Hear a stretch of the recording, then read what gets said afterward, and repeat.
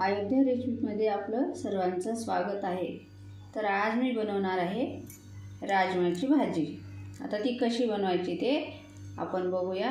आता प्रथम आपण हे राजमा स्वच्छ धुवून कुकरला मी याच्या 4 ते 5 शिट्ट्या करून घेणार आहे। तुम्ही 2 ते 3 तास भिजवायला टाकू शकता। भिजल्यानंतर थोडं लवकर शिजते राजमा। आता आपण याला कुकरला लावून घ्यायचं आहे।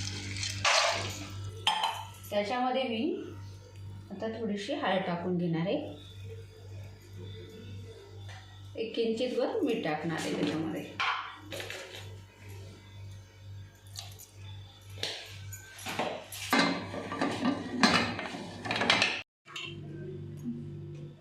हा बघा आपला आता असा हा राजमा अगदी मऊ कुकरला आपण शिजवून घेतलेला आहे।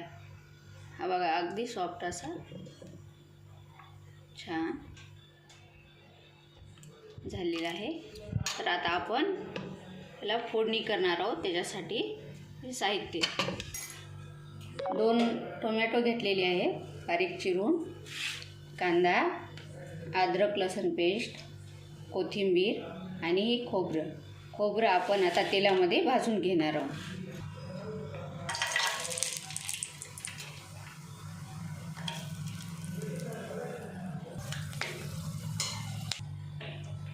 आता फोडणी करायची आहे त्याच्यासाठी मी तेल टाकून घ्यायले। त्याच्यामध्ये मी आता मोहरी टाकून घेतो। मोहरी तडतडल्यानंतर थोडंसं आपल्याला आता जिरं टाकून घ्यायचं आहे।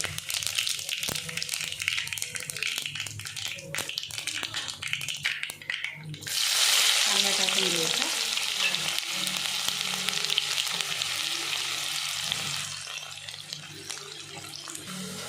आता आपण याच्यामध्ये अद्रक लसूण पेस्ट टाकून घ्यायची आहे।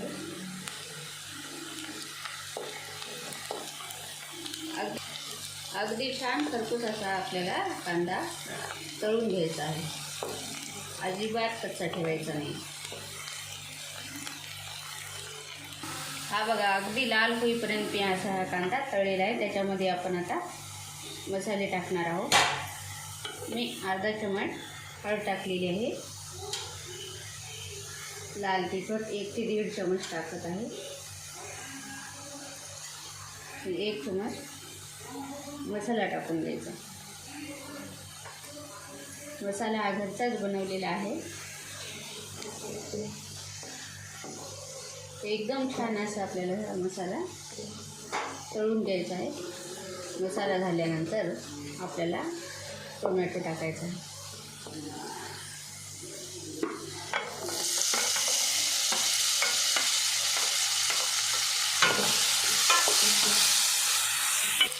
त्याच्यामध्ये मी मीठ टाकणार आहे।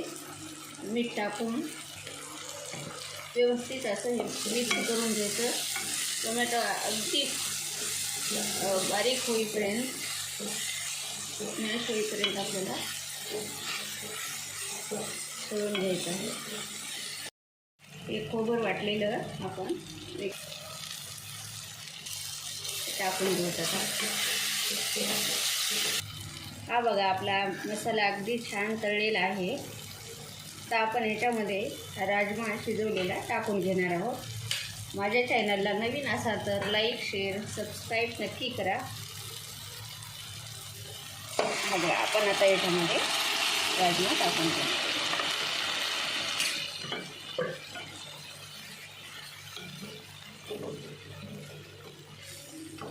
अगदी छान चवीला छान असणारी चमचमीत अशी भाजी आपली आता ही तयार होणार आहे। तुम्ही पण अशी करून बघा, नक्कीच खायला खूप छान अशी भाजी अशा प्रकारे करून बघा। आता याच्यामध्ये मी साजूक तूप टाकणार आहे 1 चमच। तुपामुळे अगदी चव ह्याची छान वाढते। खायला अतिशय चवीला चवदार अशी ही भाजी लागते तुपामुळे।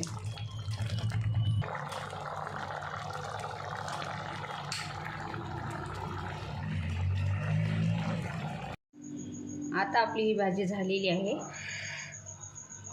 हे बघा छान अशी आपली आता ही भाजी शिजलेली आहे।